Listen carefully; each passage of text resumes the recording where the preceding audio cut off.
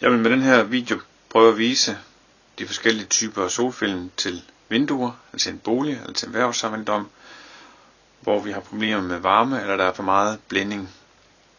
Den første er den mest populære film. Den hedder Neutral 50, 50% lysgennemgang. Så har jeg en, der er lidt lysere, Neutral 70, 70% lysgennemgang. Så har vi LX70, som er en lidt dyrere film.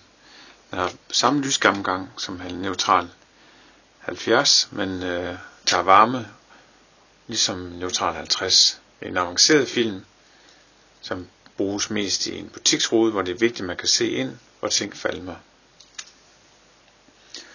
Så har vi TrueView 40, som er en slags spejlfilm, men alligevel rimelig klar udsyn, sådan mere grå i farven. Så har vi en decideret spejlfilm, Silver 20, den er rimelig mørk, 20% lysgennemgang, tager meget lys, kan bruges decideret som spejlfilm, hvor man ikke kan kigge igennem fra den side, der har mest lys. Og den sidste, Silver 40, også en spejlfilm med 40% lysgennemgang, virker også som en spejlfilm, men det er stadigvæk til at se igennem. Du kan købe de forskellige film på solfilmhalvpris.dk.